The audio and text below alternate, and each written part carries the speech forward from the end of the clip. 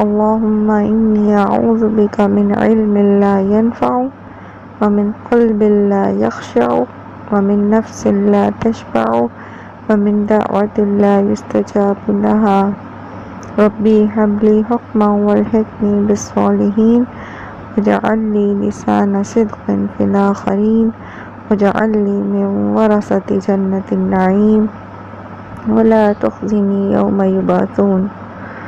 السلام علیکم ورحمۃ اللہ وبرکاتہ۔ ہم سورہ بروج پڑھیں گے، اور سورہ بروج جو ہے یہ مکی سورت ہے، اور اس کا ایک خاص کانٹیکسٹ ہے اس کی ابتدائی آیات میں۔ اس کو سٹارٹ کرتے ہیں، اعوذ باللہ من الشیطان الرجیم، بسم اللہ الرحمن الرحیم، والسماء ذات البروج، اور قسم ہے آسمان کی برجوں والے۔ اور برجوں والے سے مراد کیا ہے؟ اس کا مختلف جگہ پر ذکر آیا، جیسے سورہ فرقان میں ذکر آیا کہ تبارک الذی جعل فی السماء بروجا، ٹھیک ہے؟ اور اسی طرح ہم نے اور جگہوں پر بھی پڑھا۔ یہ برج سے مراد کیا ہے؟ یہ وہ ستارے اور سیارے ہیں جو اللہ سبحانہ وتعالیٰ نے آسمان میں جو ہیں وہ بنا رکھے ہیں، اور ان کا مقصد کیا ہے؟ ان کا مقصد آپ نے پیچھے پڑھا سورہ ملک میں کہ وَلَقَدْ زَيَّنَّا السَّمَاءَ الدُّنْيَا بِمَصَابِيحَ، مزین کرنے کے لیے۔ اور بھی قرآن کریم میں اور جگہ پر بھی یہ ذکر آتا ہے کہ آسمان کی خوبصورتی کے لیے اللہ سبحانہ وتعالیٰ نے یہ سیارے بنائے، یہ ستارے بنائے ہیں۔ اور دوسرا اس کا مقصد کیا ہے پھر؟ رجوما للشیاطین، شیاطین جب ان بروج میں بیٹھنے کی کوشش کرتے ہیں، ان کے قریب جا کے آسمان کی خبریں لینے جاتے ہیں، تو پھر ان کو پکڑنے کے لیے، ان کو مارنے کے لیے انہی کی جو وہ شہابی ہوتے ہیں ان کے ذریعے سے ان کو روکا جاتا ہے۔ تو آسمان کی قسم اللہ تعالیٰ نے کھائی برجوں والے، والیوم الموعود، اور اس دن کی جو وعدہ کیا گیا ہے۔ اب کس چیز کی قسم کھائی جا رہی ہے؟ وعدہ کیے گئے دن کی۔ اور یہ وعدہ کیا گیا دن کون سا ہے؟ بدلے کا دن ہے، آخرت کا دن ہے، اور دوسرے لفظوں میں مومنین کی، ہر دور کے مومنین کی کامیابی کا وقت ہے، یعنی ہر وہ دن جس کا اللہ تعالیٰ نے وعدہ کیا ہے۔ جیسے پچھلی قوموں کے اگر ہم تاریخ پڑھتے ہیں تو اس تاریخ کے مطابق اللہ سبحانہ وتعالیٰ نے ان کو جب اس چیز پر وارن کیا کہ اگر تم نبیوں پر ایمان نہیں لاؤ گے تو پھر کیا ہوگا، نبیوں پر ایمان نہ لانے پر کیا ہوگا، تمہارے اوپر عذاب آئے گا، اور وہ وعدہ ان کے ساتھ کیا گیا اس عذاب کا۔ تو وہ وعدے کے دن جب ان کی مہلت ختم ہوئی تو ان کے اوپر عذاب بھیج دیا گیا۔ پھر اسی طرح جب ان پر عذاب بھیجا گیا تو اس سے پیچھے مومنین کے ساتھ اللہ سبحانہ تعالیٰ کا وعدہ کیا تھا کہ جب وہ اللہ پر ایمان لائیں گے، رسول کا ساتھ دیں گے، تو اللہ تعالیٰ ان کو عذاب سے بچا لیں گے۔ تو اللہ تعالیٰ نے اپنے وعدے کو پورا کیا، جو کہا ہم نے پچھلی قوموں کے واقعات پڑھے قرآن کریم میں، اور پھر ہسٹری میں، تاریخ میں، خود مسلمانوں کی تاریخ میں ہم نے یہ دیکھا کہ اللہ تعالیٰ نے اپنے وعدے کو سچ کر دکھایا۔ جب مسلمانوں نے جب نبی صلی اللہ علیہ وآلہ وسلم کا ساتھ دیا، اللہ پر ایمان لائے، قربانی کے درجے پہ جا کر اسلام کے لیے کام کیا، تو اللہ تعالیٰ نے اپنے وعدے کو سچ کر دکھایا۔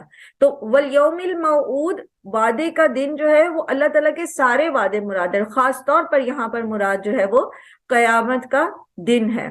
وشاہد و مشہود، اور حاضر ہونے والے اور حاضر کیے ہوئے۔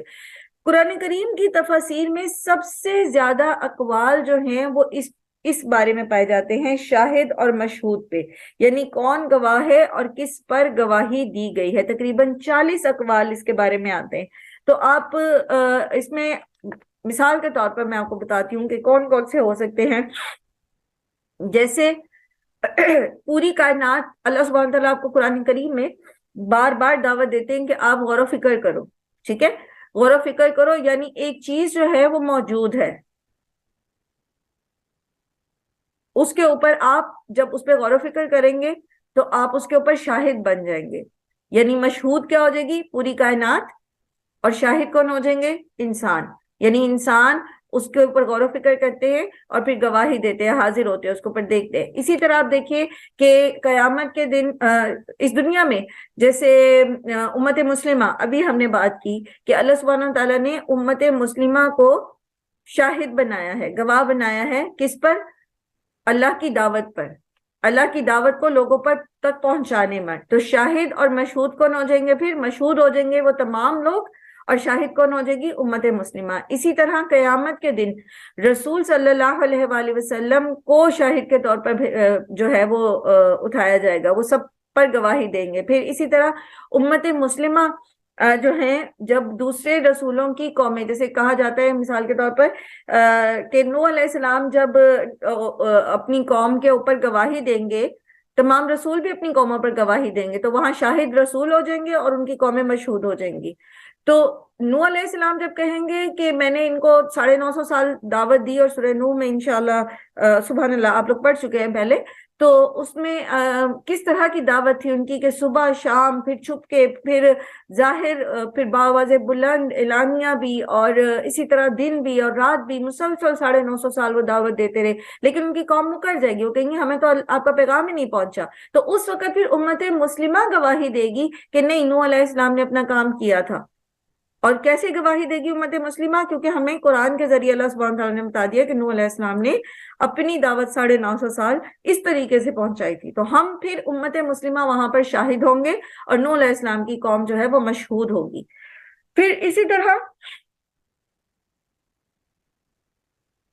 دنیا میں جو ہے وہ ہر منظر جو ہے، مطلب ایک ہر واقعہ جو ہے وہ اس کے اوپر کوئی نہ کوئی شاہد ہوتا ہے، ٹھیک ہے، تو وہ بھی شاہد اور مشہود۔ تو یہ قریباً 40 کے قریب اقوال ہیں، اور اگر ہم تھوڑا سا اس کو ڈیپلی دیکھتے ہیں تو ہم یہ دیکھتے ہیں کہ ہر ایک چیز جو ہے نا اس میں یہ فیکٹر موجود ہے، شاہد اور مشہود والا۔ جیسے ہم انسان کام کرتے ہیں تو اس کے اوپر ہمارے کرامن کاتبین جو کیا کرتے، وہ اس کے اوپر شاہد ہوتے، ٹھیک ہے، وہ اس کام کو دیکھ رہے ہوتے، حاضر ہوتے۔ اسی طرح لوگ ایک دوسرے کے اوپر شاہد اور مشہود ہوتے۔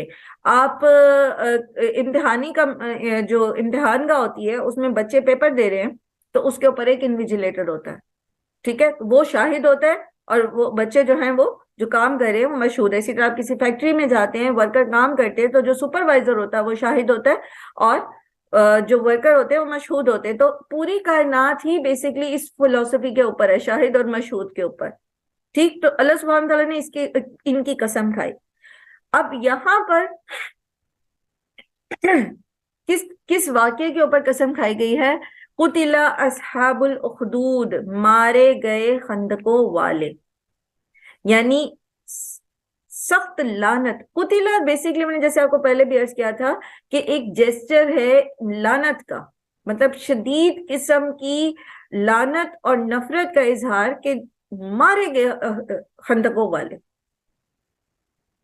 غرق ہو جائے، بد دعا جس کو آپ کہتے ہیں نا، بہت ہی بد دعا یا لعنت کی کیفیت کو یہ بیان کرتے ہیں۔ اب یہ اصحاب الاخدود کون تھے؟ آپ لوگوں نے یہ واقعہ سنا بھی ہوگا، صحیح مسلم میں جو ہے اس کی ایک طویل روایت موجود ہے، جو حضرت صہیب رومی نے نبی صلی اللہ علیہ وآلہ وسلم سے اس کو روایت کیا ہے۔ اور اس کے علاوہ بھی کچھ اور بھی واقعات ہیں، میں انشاءاللہ اس طرف آتی ہوں بھی۔ نبی صلی اللہ علیہ وسلم نے فرمایا کہ ایک بادشاہ کے پاس ایک ساحر تھا، اس نے اپنے بڑھاپے میں، ساحر میں جادوگر، آپ کو پتہ ہے کہ بادشاہوں کے سرکاری جادوگر بھی ہوتے تھے پہلے زمانے میں۔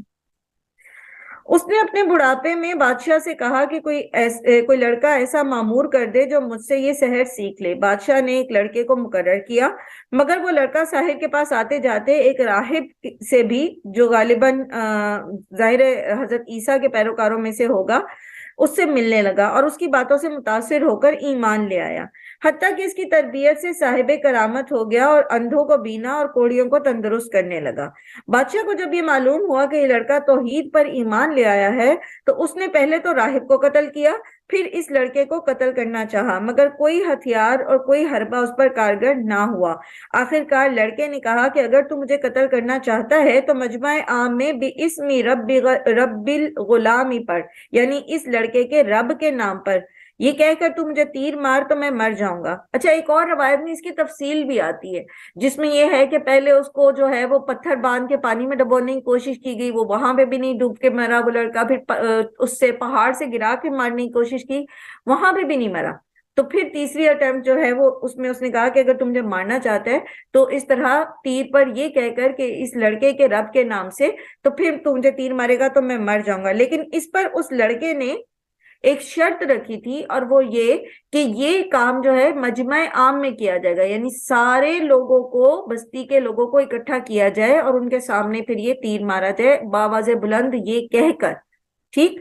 تو اب ہوا یہ کہ جب اس بادشاہ نے ایسا کیا تو وہ لڑکا مر گیا. اس پر لوگ پکار اٹھے کہ ہم اس لڑکے کے رب پر ایمان لے آئے.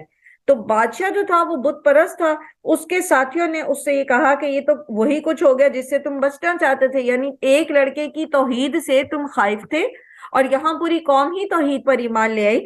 تو اس نے کیا کیا کہ جو بڑی بڑی سی خندقیں کھدوائیں.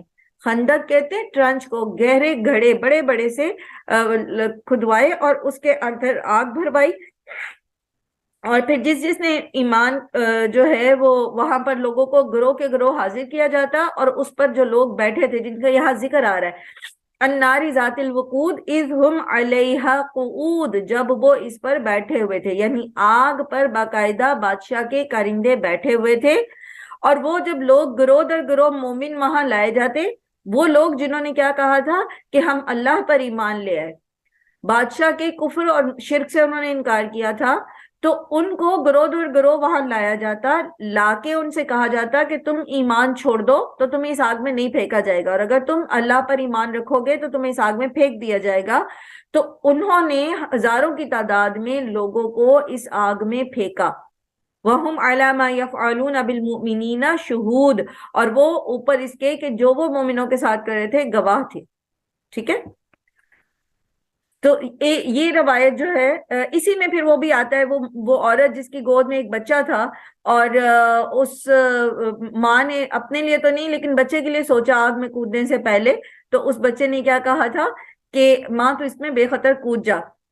چھوٹا سا بچہ تھا جو بھی بول بھی نہیں سکتا تھا. تو یہ ایک اور روایت میں بھی آتا ہے، اس میں مزید تفصیل بھی آپ کو اس روایت میں مل جائے گی. یہ ایک واقعہ ہے. ٹھیک ہے. ایک اور واقعہ حضرت علی سے مروی ہے. وہ کہتے ہیں کہ ایران کے ایک بادشاہ نے شراب پی کر اپنی بہن سے زنا کیا، اور ان دونوں کے درمیان یہ ناجائز تعلقات استوار ہو گئے. جب بات کھلی تو بادشاہ نے لوگوں میں اعلان کیا کہ خدا نے بہن سے نکاح حلال کر دیا. لوگوں نے اسے قبول نہ کیا تو اس نے طرح طرح کے عذاب دے کر عوام کو یہ بات ماننے پر مجبور کیا. جب لوگ نہیں مانے تو پھر اس نے آگ کے بھرے ہوئے گڑھوں میں ایسے لوگوں کو جو اس کی بات نہیں مان رہے تھے ان کو پھینکوا دیا. یہ ابن جریر نے یہ روایت بیان کی ہے. اور اس میں سب سے زیادہ مشہور جو واقعہ ہے وہ نجران کا واقعہ ہے، اور اس کو بہت سارے مورخین نے، مورخ کہتے ہیں ہسٹورین، ٹھیک ہے، جو تاریخ رقم کرتے ہیں، تو بہت سارے مورخین نے اس واقعے کو نقل کیا ہے. وہ کہتے ہیں کہ قریباً یمن پر سب سے پہلے عیسائی حبشیوں کا قبضہ 340 میں ہوا تھا، 340 عیسوی، یعنی حضرت عیسیٰ کے پیدائش کے 340 سال بعد، اور 378 عیسوی تک یہ جاری رہا. اس زمانے میں عیسائی مشنری جو تھے وہ یمن میں داخل ہوئے. اسی کے قریبی دور میں ایک جو عیسائی سیاح جو تھے ان کے نام تھا فیمیون، وہ وہاں پہنچے. انہوں نے لوگوں کو بت پرستی کی برائی سمجھائی اور لوگوں میں توحید کی تبلیغ کی، اور بہت سارے لوگ جو تھے وہ مسلمان عیسائی ہو گئے، مطلب اپنے دور کے مسلمان ہو گئے. تو ان لوگوں کا جو نظم و نسق تھا وہ چلانے میں وہاں مطلب عیسائیت کا جو ہے وہ رواج ہو گیا. اب ہوا یہ کہ چونکہ یہ ایک بہت ہی جسے کہتے ہیں نا نجران جو تھا یہ تجارتی اور صنعتی مرکز تھا، تو یہاں پر ایک بت پرست بادشاہ جو تھا زو نواس،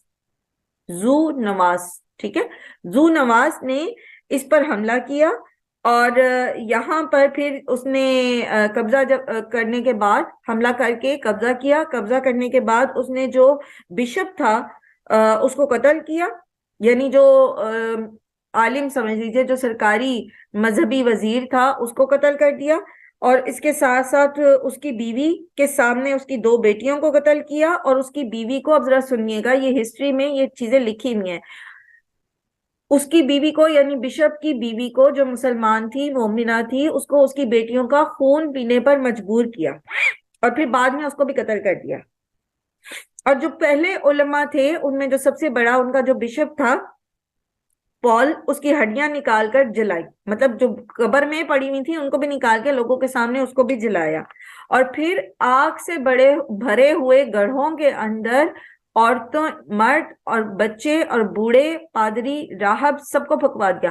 اور ہسٹری میں یہ چیز لکھی گئی ہے کہ مجموعی طور پر 20 سے 40 ہزار تک مقتول تھے جنہیں آگ میں جلایا گیا، اور یہ واقعہ جو ہے قریباً 523 عیسوی کا ہے، اور آخر کار پھر دوبارہ 525 عیسوی میں حبشیوں نے دوبارہ یمن پر حملہ کر کے ذو نواس اور اس کی ہمیری سلطنت جو ہے اس کو ختم کر دیا۔ یہ تھی وہ واقعات جو سورہ بروج کے نزول سے پہلے ہوئے، جس میں مختلف واقعات ہیں، اور ان سب میں ایک ہی طریقے سے جو ہے وہ قتل کیا گیا مومنوں کو آگ کے گڑھوں میں پھینک کر۔ ان سب کا قصور کیا تھا؟ وَمَا نَقَمُوا مِنْهُمْ إِلَّا أَن يُؤْمِنُوا بِاللَّهِ الْعَزِيزِ الْحَمِيدِ، انہوں نے یہ انتقام ان سے، ان مسلمانوں سے صرف اس وجہ سے لیا کہ وہ اللہ العزیز الحمید پر ایمان لے آئے تھے۔ انہوں نے اس بادشاہ کے شرک کو ماننے کی بجائے انہوں نے اللہ پر ایمان لایا تھا، صرف یہ وجہ تھی۔ They just said لا الہ الا اللہ، اور ان کو آگ کے گھڑوں میں پھینک دیا گیا۔ آج کے دور میں بھی یہ مثالیں موجود ہیں۔ بوسنیا میں جب سربیا نے حملہ کیا تھا، اور آپ سب کو یاد ہوگا 1992 قریباً، ایگزیکٹ ایئر مجھے یاد نہیں ہے، لیکن بہت زیادہ یہ چیز جو ہے یہ آبزرو کی گئی اور یہ ہسٹری میں محفوظ ہے، اور آج تک بوسنیا میں سے اجتماعی قبریں نکلتی ہیں جس میں سینکڑوں کی تعداد میں جو ہیں وہ لوگوں کو پھینک کر بس مٹی پھینک دی گئی ہے اس کے اوپر۔ بوسنیا رشیا کی ایک سٹیٹ تھی، مسلم سٹیٹ، اور بوسنیا کے جو لوگ تھے ان کے جو انٹرویو پڑھے گئے تو اس میں انہوں نے کہا کہ ہمیں تو اسلام کے بارے میں کچھ نہیں پتا، صرف ہمیں یہ پتا ہے کہ ہم مسلمان ہیں، حتیٰ کہ ان کو کلمہ بھی نہیں آتا تھا، حتیٰ کہ ان کو کلمہ بھی نہیں آتا تھا، میجورٹی کو دین کے بنیادی احکامات کا بھی نہیں پتا تھا، لیکن پھر بھی ہزاروں کی تعداد میں بلکہ لاکھوں کی تعداد میں بوسنین مسلمز کو صرف اس لیے قتل کیا گیا کیونکہ ان کے نام مسلمانوں جیسے تھے، کیونکہ وہ اپنے آپ کو مسلمان کہتے تھے۔ آپ گوگل کیجئے، بوسنیا کی کو لکھیے اور اس کے اندر آپ ماسکر لکھیے کہ کتنے بڑے بڑے پیمانے پر قتل و غارت کی گئی تھی، تو وہ آپ کو مل جائے گی۔ پھر اور قریب آ جائیے، ہسٹری میں اور قریب آ جائیے، ریسنٹلی کچھ سال پہلے برما میں اراکان کے صوبے میں لوگوں کو زندہ جلایا گیا، ان کی پورے گاؤں جو تھے ان کو آگ لگا دی گئی، اور زندہ لوگ اپنے گھروں میں اپنے مال مویشیوں کے ساتھ جل گئے۔ جو بھاگے انہیں فائرنگ کر کے اور قتل و غارت کے ذریعے مجبور کیا گیا کہ وہ صوبے کو چھوڑ کر پانی میں کشتیوں میں بیٹھ کے نکل جائے، جہاں آگے ان کو کوئی جگہ نہیں پتا تھی کہ وہ کشتیاں کہاں جائیں گی، اور میجورٹی ان میں سے ڈوب کے مر بھی گئی۔ وجہ کیونکہ وہ مسلمان تھے، صرف ایک وجہ، کیونکہ وہ مسلمان تھے، وہ اپنے آپ کو مسلمان کہتے تھے۔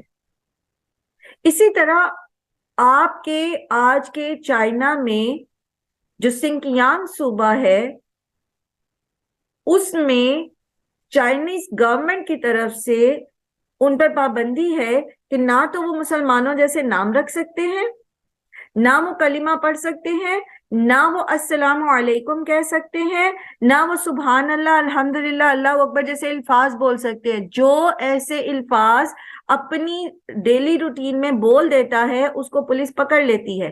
ان کے چھوٹے بچوں کو چائنیز گورنمنٹ لے جاتی ہے اور ان کو کیمپس میں رکھ کے ان کی برین واشنگ کر کے ان کو ایتھیسٹ بنا دیتے ہیں۔ یہ ابھی ہو رہا ہے، یہ ابھی بھی ہو رہا ہے۔ ان کے پریئر میٹ جان نماز تک جلا دیے گئے۔ ان کی مسجدیں جلا دی گئی، ان کو اتنی شدید پابندیاں ان کے اوپر کہ اگر کوئی سنکیانگ صوبے میں سے حج کرنے چلا جاتا ہے تو اس کو جیل میں ڈال دیا جاتا ہے اور اس کو اتنے زیادہ جرمانہ کیا جاتا ہے. اور میں نے یہ سنا تھا، مجھے کنفرم نہیں ہے لیکن مجھے کسی نے بتایا تھا کہ سعودی گورنمنٹ جو ہے پھر وہ اپنی طرف سے اس شخص کی جو حج کرتا ہے اور چائنا والے اس کو جیل میں ڈال دیتے تو اس کی طرف سے وہ جرمانہ بھرتی ہے سعودی گورنمنٹ، اور پھر اس کی جان وہاں سے چھٹتی ہے. کسی قسم کی مسلم ممالک میں جانے کا ان کو ویزا نہیں دیا جاتا. ان کے جو لوگ جن کے رشتہ دار مسلم ممالک میں کہیں رہتے ہیں ان کو اریسٹ کر لیا جاتا ہے، یعنی یہ کہیں بھی نہیں جا سکتے. یہ آج ہو رہا ہے، وجہ وہ مسلمان ہیں اور وہ اپنے اس علاقے کو جو پہلے چائنا کے قبضے میں نہیں تھا، وہ ایک مسلم اسٹیٹ ہی تھی لیکن پھر اس میں چائنا نے قبضہ کر لیا تھا، تو اس کی جو وہ چاہتے تھے کہ وہاں پر وہ اسلامی ریاست بنائے، اسلام پر عمل کریں. اب آپ مجھے یہ بتائیے، یہ وہ مشکلات ہیں جو ہمیشہ سے مسلمانوں پر آتی نہیں، اور وہ حدیث نبی صلی اللہ علیہ وآلہ وسلم سے جب مکہ کے مسلمانوں نے شکوہ کیا تھا کہ ہم اللہ کی مدد کب آئے گی، جب غلاموں کو تکالیف دی جا رہی تھی تو آپ صلی اللہ علیہ وسلم نے فرمایا تھا کہ تم ابھی سے گھبرا گئے ہو، ابھی تو تم پہ وہ وقت نہیں آیا جب پچھلی قوموں کو خندقیں کھود کر آگ کی تو اس میں پھینک دیا جاتا تھا اور لوہے کی کنگھیوں سے ان کی جو ہے وہ جسم میں بھی گھسا کر اس کو ان کی جلدیں چیر دی جاتی تھی. اور اسی تاریخ میں آپ کی اس ہسٹری میں وہ واقعات بھی موجود ہیں. مسلمانوں کے جب مسلمانوں کا زوال آیا اور عیسائی حکومتوں نے قبضہ کیا، جیسے اسپین میں جب 750 سالہ تاریخ آپ کی ختم ہوئی ہے اور عیسائیوں نے قبضہ کیا تو وہاں پر بھی انہوں نے اسی طریقے سے جو لوگ مسلمان تھے انہیں مجبور کیا ٹارچر کے ذریعے کہ یا تو وہ اسلام چھوڑ کے عیسائیت قبول کر لے یا پھر وہ اسپین چھوڑ کے چلے جائیں یا پھر ان کو قتل کر دیا جائے گا. یہ 3 آپشن تھی صرف ان کے پاس، اپنا دین ہی چھوڑ دیں یا قتل ہو جائے یا پھر اسپین چھوڑ دیں. تو کہاں جائیں گے چھوڑ کے؟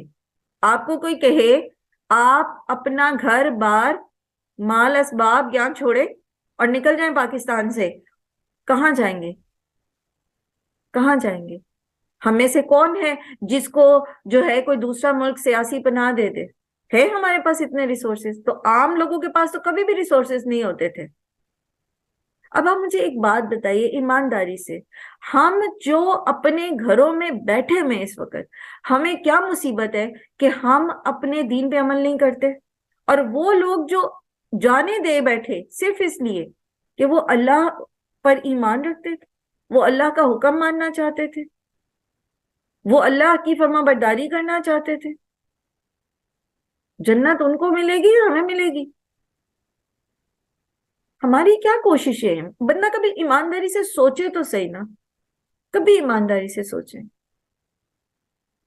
ہمیں کیا مسائل ہیں کہ ہم اللہ کی فرما برداری نہیں کر سکتے؟ سبحان اللہ، الحمدللہ، اللہ سبحانہ تعالیٰ پاکستان کو ایمان کا، اسلام کا گہوارہ بنائے رکھے، امن سلامتی دیے رکھے. ہمیں تو منع نہیں کیا گیا کہ آپ پردہ نہ کریں، یہاں تو کوئی پابندی نہیں ہے. آج بھی ترکی میں یونیورسٹی میں جو سرکاری یونیورسٹی ہیں، آپ کے سو کالڈ مسلم ملک ترکی میں، ابھی تک بہت ساری یونیورسٹیز میں حجاب پہ پابندی ہے. آپ فرانس میں، امریکہ میں اور بہت ساری ایسی جگہوں پر جہاں پر جو خاص علاقے ہوتے ہیں جہاں پر ریسزم زیادہ ہے، وہاں پر لوگ نہیں کر سکتے حجاب.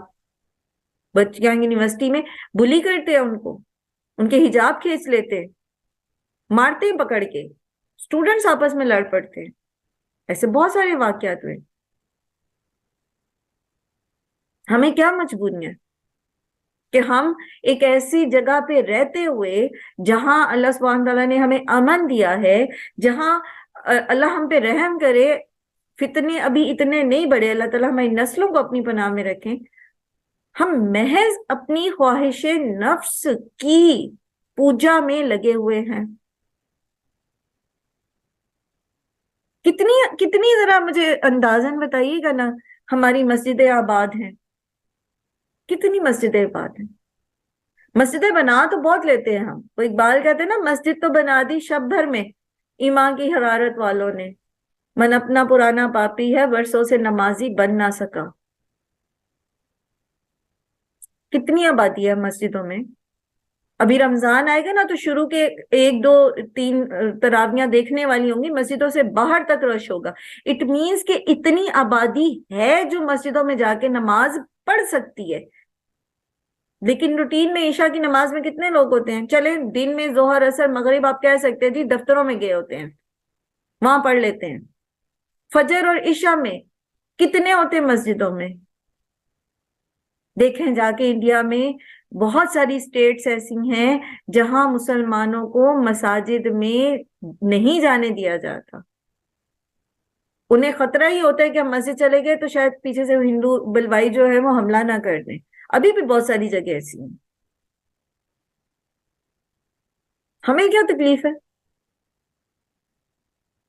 کیا اللہ تعالیٰ ہم سے سوال نہیں کریں گے؟ یہ ایکسٹرا, یہ تمہیں امن میسر تھا, تم نے کتنا دین پہ عمل کیا؟ ہمارے سروں پہ تو کوئی تلوار لے کے نہیں کھڑا. ہمارے گھروں کے باہر تو کوئی سڑک کے کنارے خندقیں کھود کے آگ نہیں جلائی بھی اس میں کہ اب تم میں سے کوئی اللہ کا نام لے گا, مسجد جائے گا یا قرآن پڑھنے جائے گا یا تمہارے بچے سپاروں کے ساتھ نظر آئیں گے تو اٹھا کے آگ میں پھینک دیں گے. کتنا ہم کوشش کرتے ہیں دین کو سیکھنے کی, اس کو پھیلانے کی, اس پر عمل کرنے کی. ہم میں سے کتنے لوگ ہیں جنہیں پتا چل جاتا ہے کہ جب کہ سود حرام ہے تو وہ سودی کاروبار میں سے یا بینک میں سے اپنے فکس ڈپازٹس میں سے نکال لیں پیسے؟ کتنے لوگ ہیں؟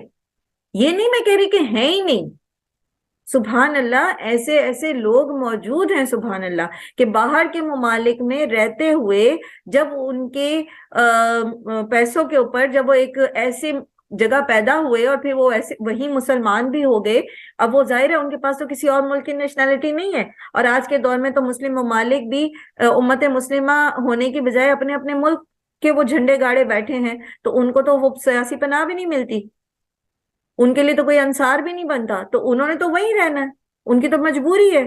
تو وہ بھی سود جو ان کو گورنمنٹ کی طرف سے ملتا بھی ہے تو وہ اس کو استعمال نہیں کرتے, اور وہ اس کو ڈونیٹ کر دیتے ہیں, نکال دیتے ہیں, اس کی ایک پائی بھی اپنے اوپر استعمال نہیں کرتے. اور اس سوچ کے ساتھ کہ یہ سود کی رقم ہے, اس کا ثواب اللہ دے تو مجھے دے, صرف اس وجہ سے کہ میں نے ایک نیکی کی کہ میں یہ رقم اپنے اوپر نہیں لگا رہی, ادروائز صدقے کا ثواب اس میں نہیں ہوتا. اس نیکی کا ثواب ضرور ملے گا اللہ سے کہ انہوں نے وہ سود اس مجبوری میں رہتے ہوئے بھی استعمال نہیں کیا, کیونکہ تو گند ہے, وہ تو نجس ہے وہ پیسہ. تو اللہ تعالیٰ تو پاکیزہ کمائی کو قبول کرتے ہیں نا صدقے کے طور پر, حلال کو قبول کرتے ہیں. تو ایز اے صدقہ ان کو ثواب نہیں ملتا, ایز اے نیکی ان کو ثواب ملے گا کہ انہوں نے وہ اپنے اوپر نہیں لگایا. تو ہم میں سے کتنے لوگ ہیں, بلکہ ہم تو کیا کرتے ہیں, ہم فتوے لینا شروع کر دیتے ہیں, ہم ڈھونڈتے ہیں کہ کوئی ہمیں فتویٰ مل جائے. کسی نے مجھے کہا کہ جی وہ بیوہ ہیں تو کسی نے فتویٰ دیا ہے کہ بیوہ جو ہے وہ فکس ڈپازٹ میں رکھ سکتی ہیں پیسے اور وہ اس کے اوپر سود کھا سکتی ہیں, ان کے لیے حلال ہے. سبحان اللہ, سبحان اللہ. اور جو سورہ بقرہ میں اللہ سبحانہ تعالیٰ نے صاف صاف فرما دیا کہ سود جو ہے وہ اللہ اور اس کے رسول سے جنگ ہے, تو ہم واضح حکم ایک قرآن میں آ گیا اور اس کے اگینسٹ ہم فتوے لے رہے, جبکہ ہمارے لیے تو کوئی نہیں باہر بندوقیں لے کے کھڑا ہوا کہ باہر نکلو تم اور تم اپنا نام بتاؤ, تمہارا نام کیا ہے, مسلمانوں والا, تو تمہیں گولی مار دیں گے.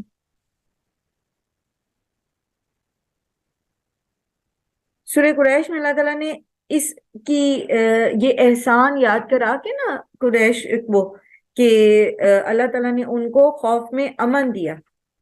آپ سب کو آتی ہوگی نا سورہ قریش, اور پڑھی بھی ہوگی بار بار, لیلافی قریش ایلافہم رحلۃ الشتاء والصیف, ٹھیک ہے. فَلْيَعْبُدُوا رَبَّ هَٰذَا الْبَيْتِ الذی اطعمہم من جوع وآمنہم من خوف، بھوک میں کھانا کھلایا اور خوف میں امن دیا. تو امن بہت بڑی نعمت اللہ تعالیٰ کی. جہاں باقی نعمتوں میں کے بارے میں سوال ہوگا نا، امن کے بارے میں بھی سوال ہوگا.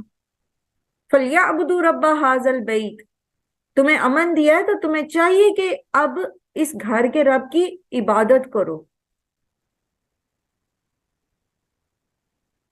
اب مجھے بتائیے وہ کون سے مسائل ہیں جس کی وجہ سے ہم دین پر عمل نہیں کرتے؟ ایک ایک کر کے جلدی سے جلدی سے، تاکہ ہم آج کی کلاس جو ہے اس کا اپنا سلیبس کمپلیٹ کر سکیں. ایک ایک کر کے بتانا شروع کریں وہ کون سے مسئلے ہیں جس کی وجہ سے ہم دین پر عمل نہیں کرتے. کوئی بھی کام جس پر ہم نہیں کرتے عمل، کوئی ایک ایک چیز بتا دیں جلدی سے. جی رام. ہم اپنے نفس کے غلام ہوتے ہیں نا جب، تو پھر اس کو پھر ہم ہٹا نہیں سکتے دین پہ آنے کے لیے، اپنے نفس کی پیروی غلامی کرتے ہیں. نہیں، میں کہہ رہی ہوں باہر سے ہمارے اوپر کون سے کوئی ظلم ہو رہے. جی جی غزالہ. معاشرے کے ڈر سے، معاشرے کی رسمیں اور اپنے معاشرے تو خاندان لوگ والوں کیا کا. کہیں گے؟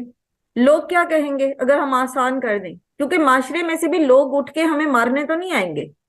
مثال کے طور پر اگر آپ یہ کہتے ہیں کہ میں اپنی بیٹے کے لیے بیٹی کو جہیز نہیں دوں، ٹھیک ہے، یا میں اپنے بیٹے کی ایسی اور ایسی بری نہیں بناؤں گی جس میں اسراف ہے.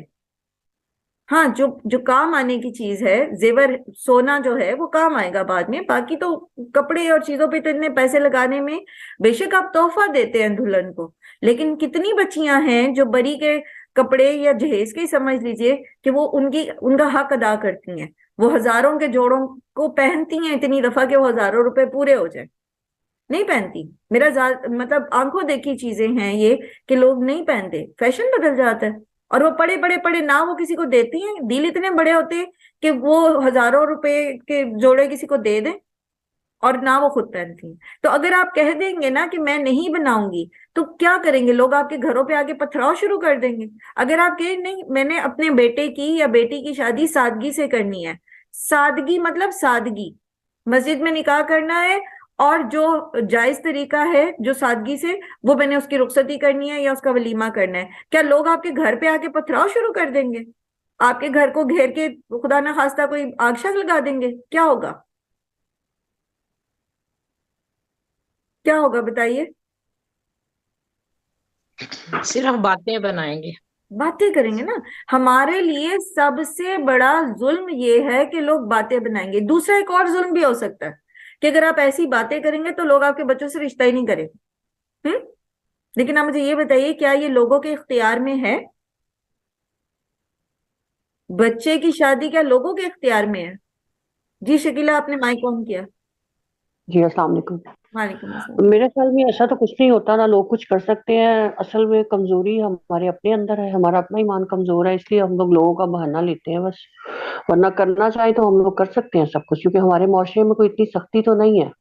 الحمدللہ، میں یہی تو کہہ رہی ہوں کہ ہاں ہمارا جی. معاشرہ اس وقت پاکستان کا اتنا فلیکسیبل ہے کہ آپ جو کرنا چاہیں یہاں کر سکتے ہیں. کر سکتے ہیں دیکھیں جو بالکل. برائی کرنے والے ہیں وہ کھلے عام برائی کر رہے ہیں نا، وہ کر رہے ہیں نا برائی، کھلے عام کر رہے ہیں. تو جو نیک ہیں جو اچھائی کرنا چاہتے ہیں وہ کیوں نہیں بڑھ کے آگے آتے؟ ان کو کیوں معاشرے کا خوف ہے؟ جی عائشہ آپ نے ہینڈ ریز کیا تھا. ہاں جی، وہ میں یہ کہنا چاہتی تھی کہ جب رشتہ داری ہوتی ہے تو وہ پھر مروت میں کہ وہ لوگ اصرار کر رہے ہوتے ہیں کہ نہیں آپ ایسا ضرور کریں، اس مروت میں پھر نہ کچھ ان کے ساتھ پھر ظاہر ہے وہ کرنا پڑتا ہے کہ اچھا ایک یہ دم سے مجھے ان کو یہ منع نہیں بتائیے کر کہ سکتے. مروت کی ڈیفینیشن کیا ہے؟ مینس وہ لڑائی تو نہیں کر سکتے نا اس ٹائم پہ، شادی کے ٹائم اس پہ. ٹائم کی پھر تو آپ بہت مطلب کس طرح سے بیٹے پھر اس کو ہینڈل کریں؟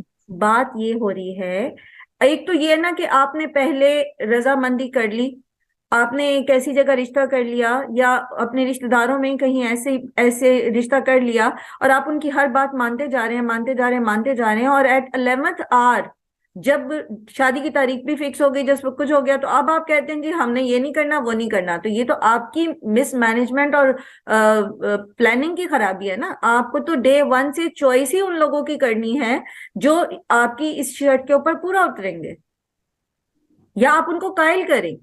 اور پہلے سے رشتے ہو چکے ہیں تو آپ ان کو قائل کریں کہ ہم اس طرح کرنا چاہتے ہیں. اصل میں یہ میں نے صرف ایک مثال دی ہے شادی بیاہ کی، ورنہ تو ہر معاملے میں ہم صرف اور صرف سچی بات میں کہوں نا، اللہ تعالیٰ ہم پہ رحم کریں اور اللہ تعالیٰ ہمیں کسی بھی ایسی آزمائش سے اپنی پناہ میں رکھیں. ہم تو صرف اپنے نفس کے پجاری ہیں، صرف لوگوں کی باتوں سے جو ہم خائف ہیں نا، وہ بھی اس وجہ سے کہ ہمارا جو نفس ہے نا وہ اس چیز کو برداشت نہیں کر سکتا کہ لوگ میرے بارے میں کوئی بات کریں.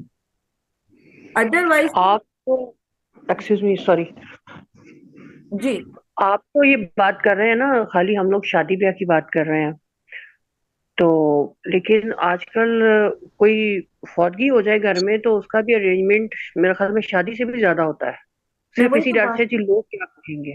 صرف اس وجہ سے کہ لوگ کیا کہیں گے، لوگ کیا صرف اس کہیں گے. وجہ. بالکل. آپ کے بچے تو یونیورسٹی میرے ماشاء اللہ میرے بھائی کی شادی پہ انہوں نے کہا جی میں نے جہیز نہیں لینا، تو انہوں نے نہیں لیا. ان لوگوں نے بہت زبردستی صرف یہ کہا جی ہماری بیٹی کی خواہش ہے تو کمرے کا، انہوں نے صرف ایک بیڈ بامشکل وہ مانے تھے، ورنہ وہ تو کہہ رہے تھے جی میں نے کرنی ہی نہیں، پھر میں نے میں نہیں آپ کو لینا. ایک بات بتاؤں. الحمدللہ بالکل ماشاءاللہ آج 6-7 سال میں ان کے پاس گھر ہے اپنا، سب کچھ ہے ماشاءاللہ سے، اللہ نے سب کچھ دیا. سبحان اللہ. یہ لیونگ ایگزامپلز ہیں. میں آپ کو بتاؤں، میں ہاں جی، اور ان کی ہمیشہ اپنی یہ محنت کہتی کا ہوں، ہے ماشاءاللہ سے. سبحان اللہ، میں آپ کو ہمیشہ یہ کہتی ہوں، ہر پلیٹ فارم پہ یہ کہتی ہوں کہ اللہ تعالیٰ اتنے حیا والے ہیں، وہ تو آپ کی اتنی سی ایفرٹ کو بھی نہیں رکھتے، وہ تو اشکور ہیں. میں آپ کو میں ایک ایسے شخص کو جانتی ہوں، اللہ بلیس ہم، اللہ تعالیٰ ان کو بہت ساری آسانیاں دیں. انہوں نے بھی یہی سٹیپ اٹھایا تھا گھر والوں کی. حالانکہ ایک بھائی کی شادی ہوئی تو بہت سارا جہیز بھی لیا گیا، سب کچھ ہوا، لیکن انہوں نے یہ سٹیپ اٹھایا کہ میں نے جہیز نہیں لینا اور میں نے نہیں لینا. اور انہوں نے اپنے کمرے کی بھی ساری چیزیں، حالانکہ ان کے پاس کچھ نہیں تھا، کرائے کے مکان میں رہتے تھے، اور اپنی بھی تنخواہ اس دور میں، یہ 2000 کی بات ہے تقریباً، اس وقت بھی بس ابھی انہوں نے اپنا ماسٹرز کمپلیٹ کیا تھا MBA، اور انہوں نے جاب سٹارٹ کی تھی، تو بہت معمولی تنخواہ تھی، پرائیویٹ کمپنی میں جاب تھی. اینڈ ہی سیڈ کہ نہیں لینا. اور آپ یقین کیجئے اللہ تعالیٰ نے ان کو اتنی برکتیں دیں، اتنی برکتیں دیں، سبحان اللہ. وہ ایک ملٹی نیشنل فرم میں ایک کارپوریٹ جاب میں اس وقت مطلب کنٹری ہیڈ تک رہے ہیں. تو اللہ تعالیٰ نہیں رکھتے آپ کی، اللہ تعالیٰ کبھی بھی آپ کا نہیں رکھتے. آپ ایک دفعہ قدم تو اٹھائیں اللہ کی طرف. اور یہ کام نا، اور یہ ان کا اپنا ڈیسیژن تھا، ان کا اپنا ڈیسیژن تھا. ان کے گھر سے کسی کی سپورٹ نہیں تھی، نہ ان کی والدہ کی، نہ ان کے والد کی، مطلب کسی کی کوئی انٹینشن ہی نہیں تھی. دے سیڈ کہ ٹھیک ہے تو نے نہیں لینا تو نے خود ہی بنانا ہے بعد میں، ہم تو نہیں تمہیں بنا کے دیں گے. تو انہوں نے اللہ پہ بھروسہ کیا اور اللہ نے ان کو بہت دیا، بہت دیا. تو یہ لیونگ ایگزامپلز ہیں ہمارے سامنے. اچھا، ہمارے ساتھ میسج عروج نے شیئر کیا ہے کہ ان کے ہسبینڈ نے بھی جو ہے نا وہ نہیں لیا جہیز. جزاکم اللہ خیر. دیکھیں، ہم اگر باتوں سے زیادہ کردار کے غازی بن جائیں نا، اور ہم میں سے ساری جو اس وقت مائیں ہیں جن کے بچے چھوٹے ہیں، وہ یہ عہد کریں اپنے ساتھ کہ وہ اپنے بچوں کی تربیت اسی نہج پہ کریں گے، اتنی کہ وہ اس طرح کی تمام خرافات کو اللہ کی خاطر چھوڑیں، لوگوں کی خاطر نہیں، ان کی نگاہوں میں اپنا امیج بنانے کے لیے نہیں، بلکہ اللہ کی رضا کی خاطر وہ سادگی کو اپنائیں. یہ صرف ایک معاملہ ہے، اس سے آگے بہت سارے معاملات. آپ کی بچیاں یونیورسٹی میں پردہ کریں، اب وہ کیوں نہیں کریں گی، کیوں نہیں کرتی، کیا مشکل لگتا انہیں کہ سب تو اس طرح کی ڈریسنگ کر کے آتی ہیں اور سب تو یہ کرتی ہیں تو ہم کیسے کریں. ان کے اندر یہ حوصلہ ہم نے پیدا کرنا ہے، اور اللہ سے بہت دعائیں کرنی کہ اللہ تعالیٰ ان کے دلوں کو اسلام کے لیے کھول دیں. اور یہ کہ اللہم الحقہم بالصالحین، اللہ تعالیٰ ہمارے بیٹوں کو، ہماری بیٹیوں کو نیک لوگوں سے ملائے، کیونکہ جو نیک لوگوں کی صحبت ہوتی ہے، ان کی جو دوستی ہوتی ہے، وہ اس راستے پر چلنے میں مددگار ہوتی ہے. تو ایک دفعہ ایمانداری سے ضرور ہم سب یہ سوچیں، وہ تمام احکامات اللہ تعالیٰ کے، چھوٹے یا بڑے، ٹھیک ہے، ہم کیوں ان کی پابندی نہیں کر پاتے، اس کے پیچھے کیا خوف ہے. جو ابھی آج کا ریمائنڈر بھی تھا نا کہ فیئر کیا ہے ہمارے، وہ کون سے ڈر ہیں ہمارے، تو اس کو ہم چینلائز کریں، اس کو درست کرنے کی کوشش کریں، اپنے ایمان کو دیکھیں کہ دیکھو ایک طرف وہ لوگ تھے جنہیں آگ کی خندقیں کھود کر اس میں پھینک دیا گیا اور وہ اپنے کلمے سے نہیں ہٹے، وہ اس پر عمل کرنے سے نہیں ہٹے، اور ایک ہم ہیں جن کے لیے کوئی ایسی خندق نہیں کھودی گئی، اور محض ہم لوگوں کی باتوں کے ڈر سے ہم اللہ کی نافرمانیاں کرتے ہیں، ہم اسراف کرتے ہیں، ہم بخل کرتے ہیں، ہم سود کھاتے ہیں، ہم بے حیائی کے کام کر رہے ہیں، ہم بے پردگی کر رہے ہیں، ہم اور بہت سارے ایسے کام کر رہے ہیں، لوگوں کے حق مار رہے ہیں صرف اپنی خواہش نفس کی وجہ سے، تو پھر ہمارے ایمان کا درجہ کیا ہے؟ تو کیا پھر اللہ کے رسول صلی اللہ علیہ وآلہ وسلم ہماری شفاعت کریں گے؟ پھر کیا بنے گا ہمارا؟ حوض کوثر سے ہمیں پانی ملے گا؟ جنت کے سارے دروازے ہمارے لیے کھول دیے جائیں گے؟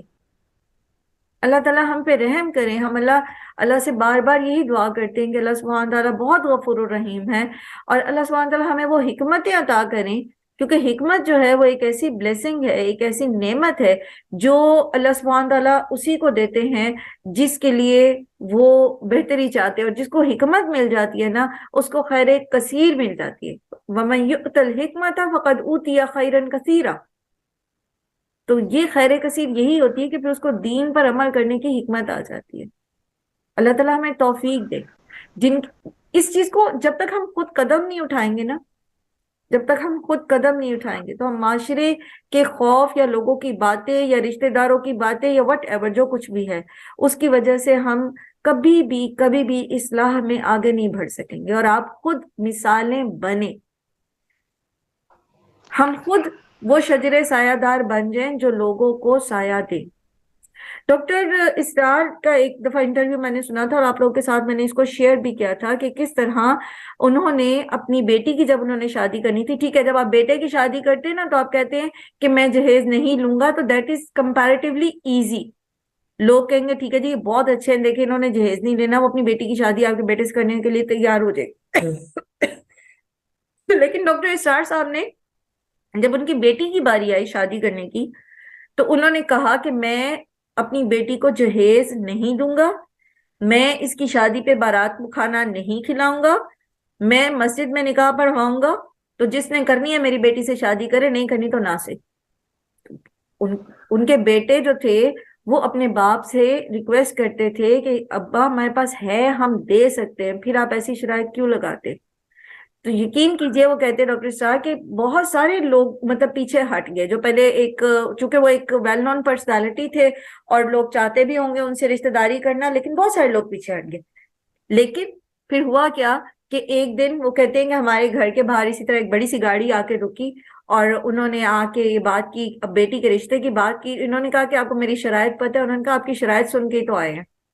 اور پھر جمعہ کا دن تھا اور انہوں نے مسجد میں ڈاکٹر اسرار نے نکاح پڑھایا، کچھ نہیں کھلایا ان کو سوائے نکاح کے جو چھہارے وہ لے کر آئے ہوئے تھے خود، وہ انہوں نے نکاح پڑھایا مسجد میں اپنی بیٹی کا، اور وہ جو مطلب دھولا وغیرہ وہاں مسجد میں تھے ان کو وہی جو چھہارے وغیرہ تھے انہوں نے کھائے. اس کے بعد فوراً بعد جمعہ کی نماز کھڑی ہوئی، خطبہ دیا، نماز پڑھائی، اور گھر سے بیٹی کو جو خواتین تھیں انہوں نے رخصت کر دیا، جو گھر میں مطلب افراد موجود تھے انہوں نے وہیں سے ان کو بیٹی کو رخصت کر دیا. سبحان اللہ. تو کیا ان کی بیٹی خوش نہیں ہے اپنے گھر میں؟ ہم ارادہ تو کریں اور اللہ سے دعا تو کریں کہ اللہ تعالیٰ ایسے ہی لوگ. ہم پتہ کیا ہمارا مسئلہ یہ ہوتا ہے کہ ہم چاہتے ہیں کہ ہم سادگی اپنائیں، ہم چاہتے ہیں کہ ہم یہ کریں، لیکن ہم اپنی دنیا پہ بھی کمپرومائز نہیں کرنا چاہتے. رشتہ بھی ہمیں وہ چاہیے ہوتا ہے جو اپ ڈیٹڈ ہو، جو بہت زیادہ کھاتے پیتے گھرانے کا ہو، جو اس کے پاس یہ بھی ہو وہ بھی ہو وہ بھی ہو. وہ تو خیر اللہ سبحانہ تعالیٰ جو نصیب میں لکھا ہے وہ تو مل ہی جانا. شادی پر نہیں ملے گا تو ہماری اس نیکی کی وجہ سے بعد میں مل جائے گا. اللہ سبحانہ تعالیٰ سے اچھی امیدیں رکھنی چاہیے. سبحانک اللہم و بحمدک، نشہد ان لا الہ الا انت، نستغفرک و نتوب الیک. السلام علیکم و رحمۃ اللہ وبرکاتہ.